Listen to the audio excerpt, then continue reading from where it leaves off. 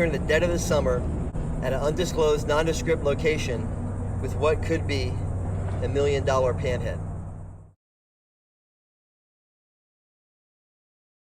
There's reason to believe that this could be one of the original Captain America bikes from the 1969 movie Easy Rider.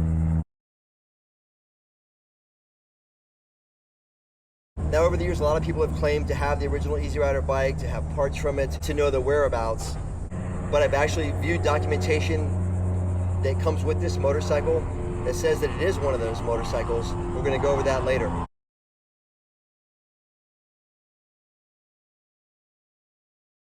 I've talked to a couple of people who were around when the movie Easy Rider was filmed in 1968 and 1969, who gave me a lot of insight about the motorcycles from the movie. Over the decades, there's been a lot of variations in those stories, and we're going to discuss those. But I'm going to take a look at this motorcycle and go over some of the details of it and give you my honest evaluation of whether it actually does happen to be one of those motorcycles.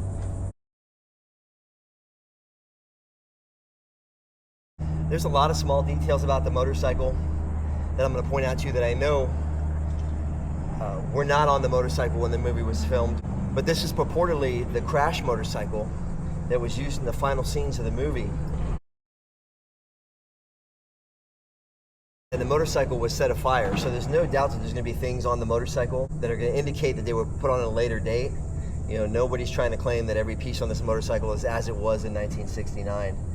But this is a 1952 Harley-Davidson Panhead, which is the first criteria for being one of those motorcycles. And I'm going to kind of walk you through a bunch of details on the motorcycle. We'll do some comparisons with photos that were shot during filming.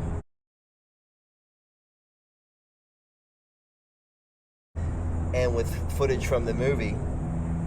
And with things that people have told me who I believe have the insight to know what these things should be. In October 2014, one of the original Captain America choppers from the iconic 1969 film Easy Rider sold at auction for $1.6 million.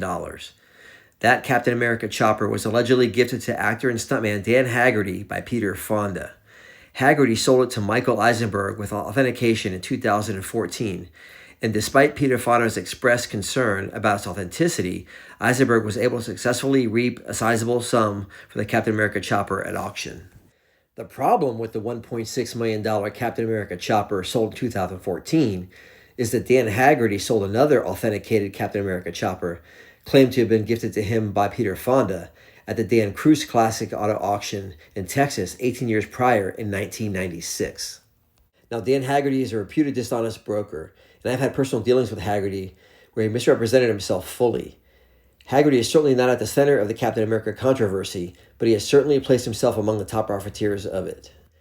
Dan Haggerty's reputation aside, ask yourself this. If you believe the authenticity of the $1.6 million Captain America sold in 2014, then should you also put equal or greater value in the Captain America sold in 1996? The motorcycle in front of me is the 1996 Cruz Auction Captain America, allegedly the bike used in the crash scene at the end of the movie and restored by Dan Haggerty. Haggerty authenticated this motorcycle is the original Captain America chopper in person at the Cruz Auction in 1996 and maintained its authenticity until 2002 when he sold the second $1.6 million Captain America chopper to Michael Eisenberg. Well-known collector John Parham agreed to purchase a $1.6 million Eisenberg Captain America contingent on authentication by Peter Fonda. Dan Haggerty convinced Fonda to authenticate the motorcycle and sign the gas tank in order to seal the deal, but Fonda later told the LA Times that Dan Haggerty had duped him. Fonda said he had no idea if either of the two claimed original Captain America choppers were the crash bike for the movie. Fonda said it's embarrassing and infuriating that Haggerty had him authenticate two different motorcycles. Let's take a step back from before these attempts at fraud were made. The conventional wisdom around the motorcycles from Easy Rider is that Dennis Hopper and Peter Fonda bought 4 used HD motorcycles at the LA Police Department auction and commissioned 2 chopper builders from Watts to create 2 Captain America and 2 Billy bikes for the production of the film. One Captain America chopper was crashed for the final scene of the movie. 2 stories circulate regarding the remaining 3 motorcycles. One is that they were stolen from a storage locker in LA. The other is that they were stolen from Easy Rider stuntman Tex Hall's home at gunpoint, while Tex Hall and his wife were bound and gagged. Those 3 motorcycles have never been recovered. Differing from his other stories, Dan Haggerty claims Tex Hall gave him the remains of the crashed Captain America. Haggerty's first written claim is that this motorcycle here, sold at the cruise auction in 1996, had been rebuilt using 90% of the parts from the original bike used in the movie, and that the remaining parts were damaged beyond use and were destroyed. Haggerty had already sold a second Captain America chopper to John Parham when he signed the document of authenticity of the 1996 cruise auction Captain America, stating this motorcycle was used as a double of the Captain America bike in the movie and was the motorcycle ridden by stuntman Tex Hall in the crash sequence. Let me summarize all this for you. In 1996, Dan Haggerty authenticated and sold a Captain America motorcycle, which is the one I'm standing with here, for $63,000. Then 6 years later, in 2002, he sold another motorcycle to John Parham for a much greater sum. And it wasn't until 2014 that Dan Haggerty said that the 1996 cruise auction motorcycle was not the real deal. He basically said that he lied about authenticating that motorcycle because he stood to make a lot more money on the $1.6 million sale of the Eisenberg Captain America. Now, I was not there in 1969 and 1968 to know exactly what happened, and a lot of the people who are spreading rumors and talking like they know the facts were not there either. But I have two good, credible sources who were there in the late 60s that know what's going on, and I'm going to tell you what I know from those two people now. One of my sources is the legendary California chopper builder Sugar Bear, and the other, for understandable reasons, has asked to remain anonymous. But he is of the age to have been there at that time, and from what he's told me and a lot of details he's given me, I believe his story fully. Now let's talk about who actually built these motorcycles. Both Peter Fonda and Dan Haggerty publicly claimed to have built the motorcycles himself, and both personally told me on separate occasions that they built the motorcycle themselves. And I know, and you know, neither one of those things is true.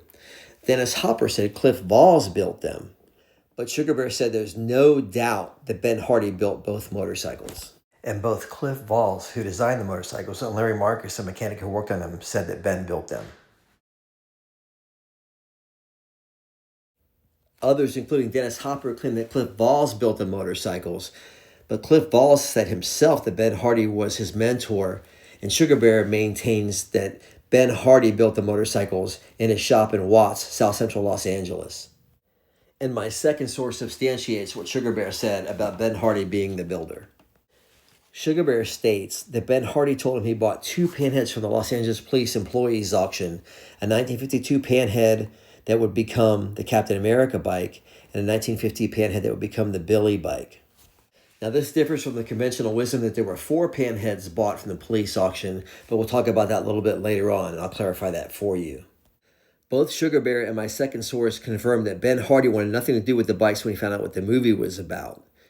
Sugar Bear said Benny told him, "It's a movie about two drug dealers riding across the country, having orgies and taking drugs. I think it's bad for motorcycling." Sugar Bear would go on to say both bikes were not stolen, they were confiscated by the people Hopper, Fonda, and Terry Southern owed drug money to. The parts were sold all across Southern California at swap meets before the movie opened. Everyone knew it. Sugar Bear said, "The truth is, both bikes were built in Benny's shop. He finished the Captain America bike first, then he built the Billy bike, which was a typical South Central bike that we were all riding at the time. Ben Hardy showed me the receipts from Panda Productions where they paid for the motorcycles to be built."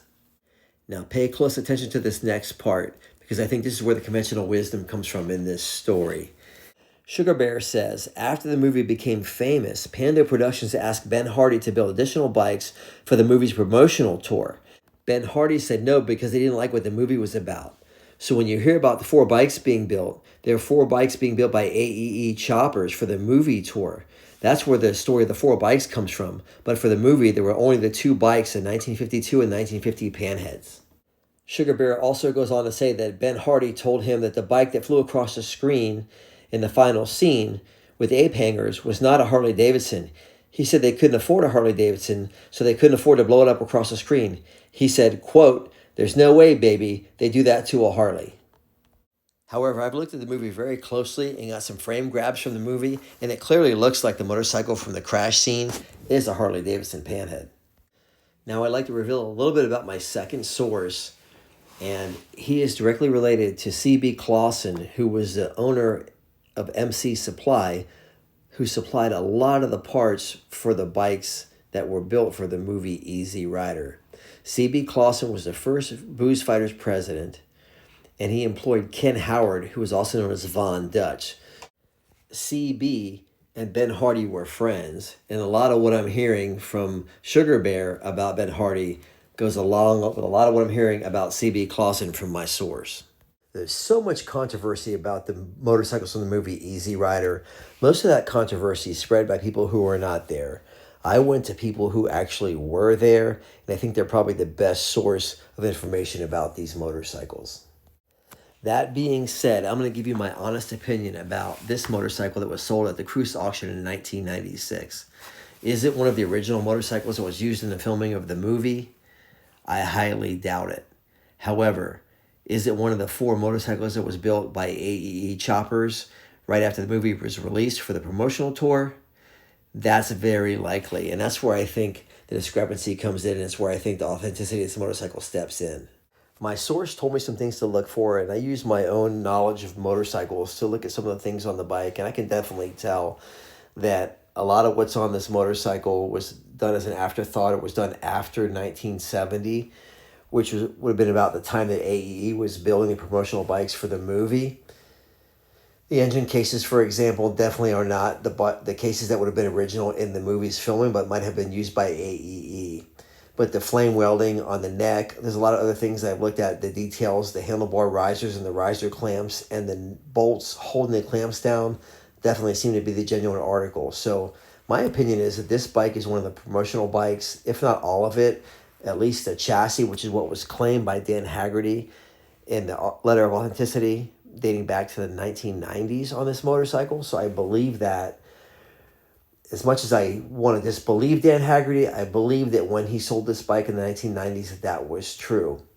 I believe that the motorcycle I'm standing with here is one of the 4 original promotional bikes built by AEE for the Easy Rider movie promotional tour. Because by all accounts, whether from Tex Hall or Peter Fonda, Dan Haggerty was gifted a Captain America bike associated with the movie, and he had never claimed to have that bike or to try to sell that bike until the 1996 Cruise auction.